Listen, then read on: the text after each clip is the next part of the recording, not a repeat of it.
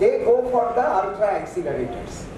And जितना thick article होगा उतना आपका स्लो या मीडियम फास्ट एक्सीलरेटर यूज होगा।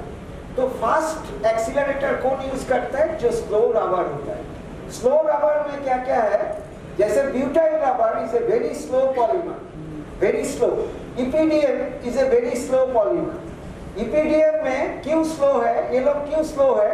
Because the percentage unsaturation is very less in this polymer. Butyl में 1 to 3% अनसैचुरेशन है और EPDM जो है उसमें 1 to 6% है। नेचुरल रबर में कितना है? 100%। SBR में कितना? 75%। NBR में कितना? 55%। देखिए ये अनसैचुरेशन किसके ऊपर डिपेंड करेगा? Unsaturation will depend on the rubber portion. अभी NBR में एक्राइलोनाइट्राइल ब्यूटाडाइन है, तो एक्राइलोनाइट्राइल जो पोर्शन है दैट पोर्शन इज सैचुरेटेड, उसमें आपका एंड प्लास्टिक है, प्लास्टिक नेचर है। NBR में रबर जो है that is the butadiene portion. Acrylonitrile portion will not behave as a rubber. Acrylonitrile portion will give you the rigidity or stability, and butadiene जो portion है, butadiene portion will give the rubberiness। और जो curing होगा वो butadiene का curing होगा। Acrylonitrile का cure करने का जरूरत नहीं है। जो प्लास्टिक है, प्लास्टिक का क्योरिंग नहीं होता है। ओके, अभी मान लीजिए इसमें आप NBR को क्योर करेंगे। Let us discuss about NBR curing. कैसे हम क्योर करेंगे? जैसे हमने शुरू में बोला, NBR is such a polymer, you cannot use more sulfur because sulfur NBR में dispersion नहीं होता है। First of all, NBR कौन यूज कर रहा है? ये दादा यूज कर रहे हैं। इन्होंने होस बनाते हैं, इनको है ना सर, राजेश गुप्ता जी, इनको इन्होंने पेट्रोल या डीजल का होस बनाया। ये जो होस का जो इनर ट्यूब है, इनर ट्यूब के अंदर से आपको पेट्रोल डीजल कैरी करना है। अभी ट्यूब के कांटेक्ट में पेट्रोल या डीजल है, तो वो जो पॉलीमर है that polymer must be able to resist that material. ये पर्पस है। तो NBR क्या है? NBR oil resistant polymer.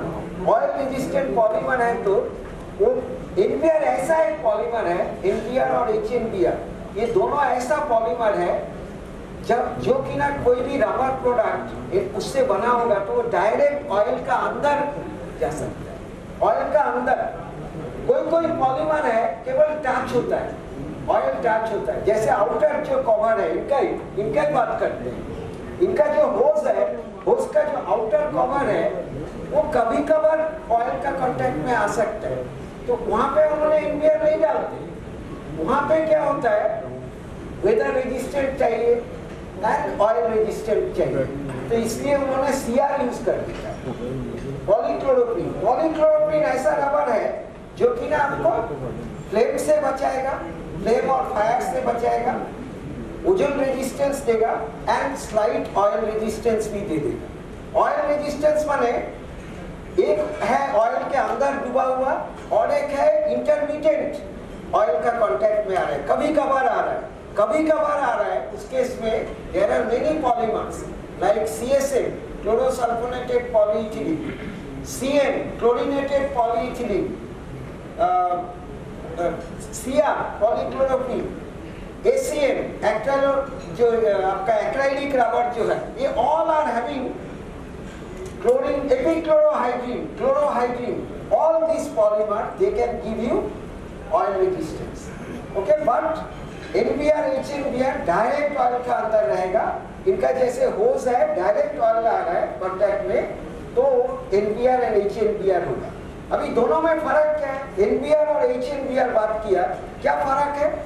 NBR में आपका अनसैचुरेशन रहता है, अनसैचुरेशन है, सल्फर क्रॉसिंग हो सकता है NBR, लेकिन जो HNBR है हाइड्रोजनेटेड नाइट्राइल ब्यूटाडाइन रबर, उसमें अनसैचुरेशन खत्म हो गया।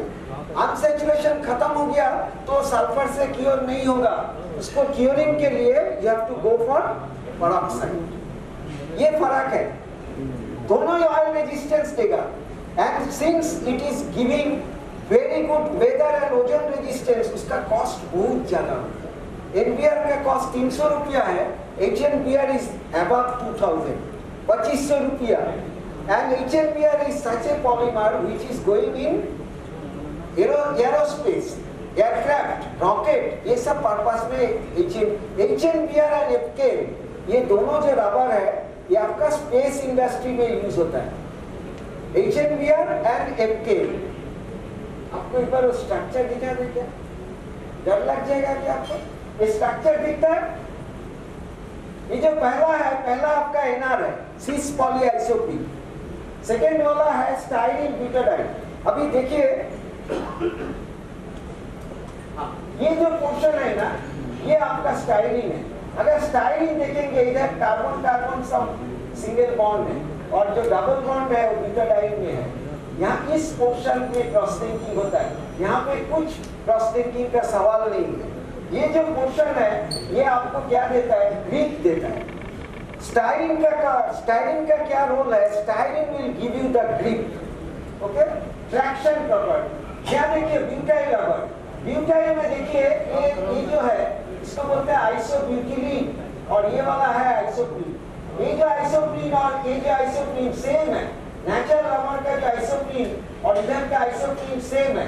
इसका नाम है आइसोब्यूटिलीन आइसोप्रीन रबर, आइसोब्यूटिलीन आइसोप्रीन रबर। अभी क्या है, ये जो पोर्शन है ये आपका सैचुरेटेड पोर्शन है। देखिए कार्बन कार्बन सैचुरेटेड है और कितना है?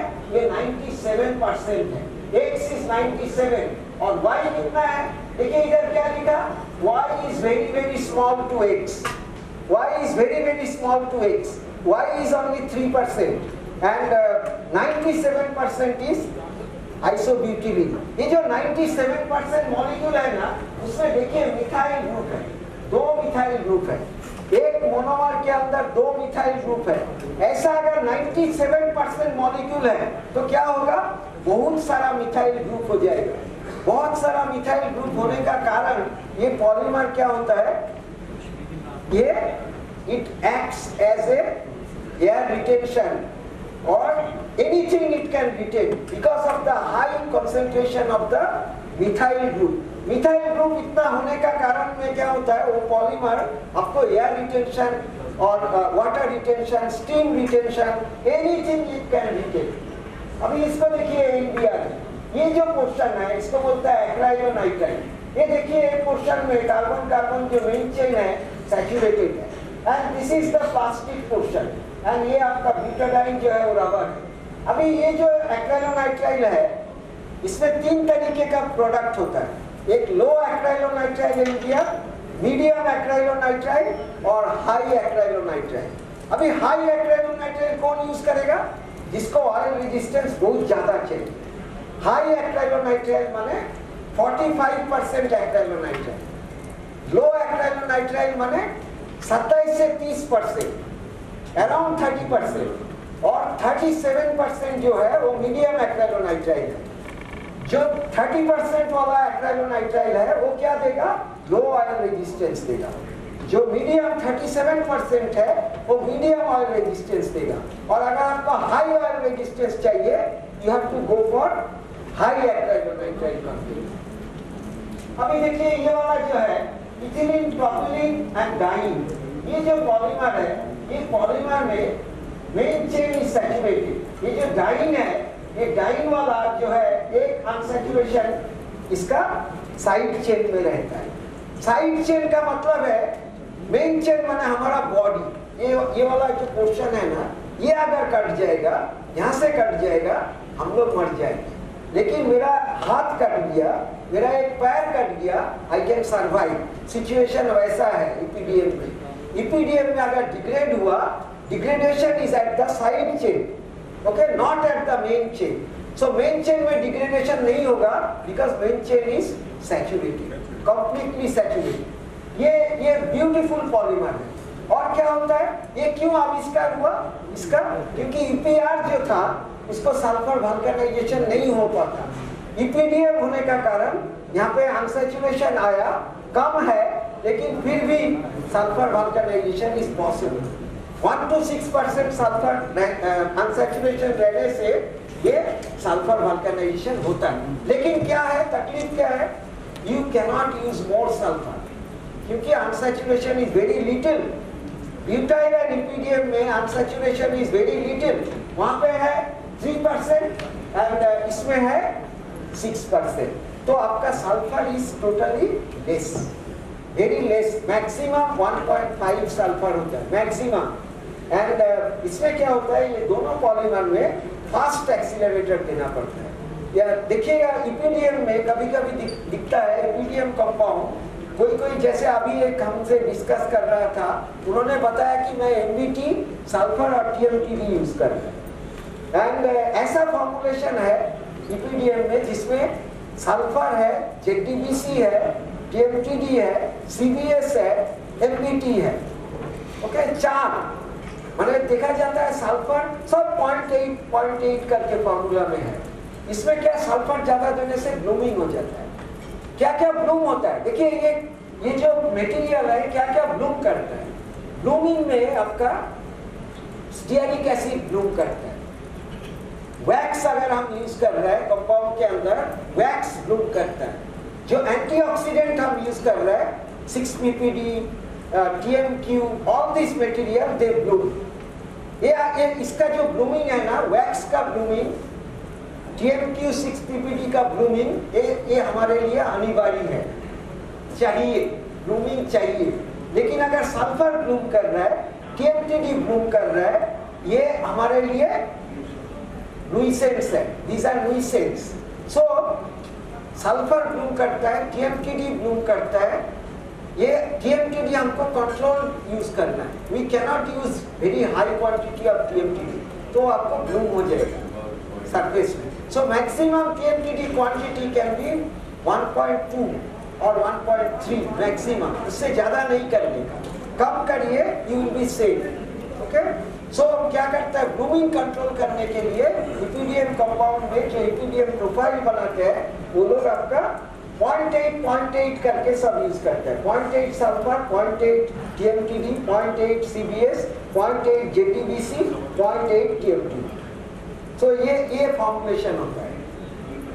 देखिए जो MBTS TMTD जो मटेरियल है, MBT, MBTS एंड TMTD, ये वेरी कॉमन एक्सीलरेटर्स है। जो साइकिल टायर इंडस्ट्री है, cycle tyre industry they are managing with sulphur, CBS and TMTD। यहाँ पे क्या होता है, ये जो अभी हम एक नेक्स्ट जो दिखाएंगे एक्सीलरेटर का स्लाइड, उसमें देखा जाता है जो CBS है, CBS, TBBS, NOBS and DCBS, ये जो एक्सीलरेटर है, these accelerators are called delayed action accelerator। delayed action, नाम सुनिए, क्या बोलता है, delayed action, मतलब ये लोग क्या शुरू में क्योरिंग नहीं करेगा, शुरू में एक्शन नहीं करेगा। ये क्या करता है, they start their action after some time।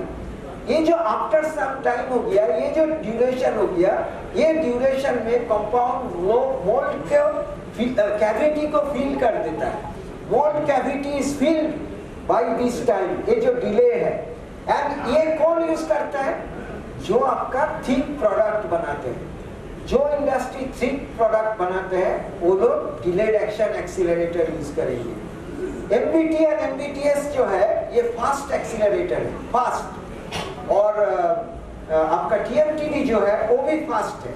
TMTD, TMTM, TBZTD, TETD, ये जो ग्रुप है आज के दिन में जो लोग यूरोपियन यूनियन में जो सेल करते हैं, they cannot use TMTD, they cannot use NBT। सो क्या अल्टरनेट है, MBT अगर नहीं कर सकता है, you can go with MBTS। MBTS is safe. और TMTD नहीं कर सकता है, you can go with TBZTD, TBZTD और TETD। TMTM क्या है, TMTM इज मोनोसल्फाइड और TD जो है disulphide.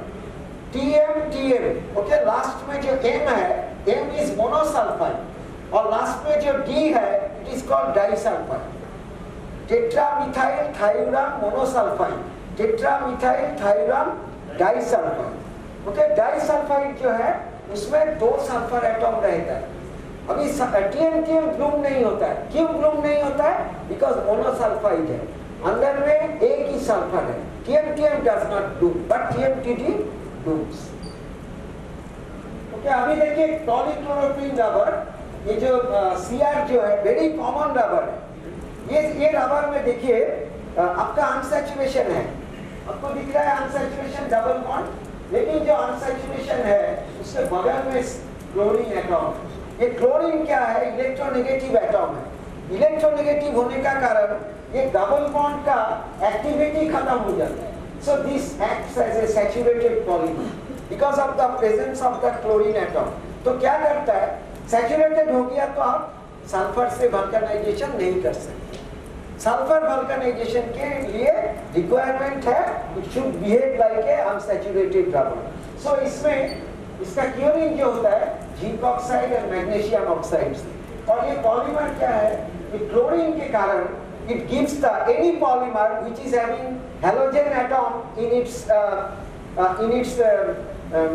body, it will give you flame or fire resistance। क्या होता है, ये पॉलीमर से ये क्लोरीन एंड हाइड्रोजन निकाल के HCl निकालता है, हाइड्रोक्लोरिक एसिड निकालता है। हाइड्रोक्लोरिक एसिड क्या करता है, जब ये पॉलीमर में आग लगता है तो हाइड्रोक्लोरिक एसिड का फ्यूम ऊपर आ जाता है। हाइड्रोक्लोरिक एसिड का फ्यूम वो फ्लेम को कवर कर देता है। So flame does not get any oxygen supply because of the hydrochloric acid fume has covered the flame. Any flame to continue it requires the oxygen supply. Oxygen supply नहीं मिलेगा तो आग बंद हो जाता है। तो ये पॉलीमर आग बंद कर देता है।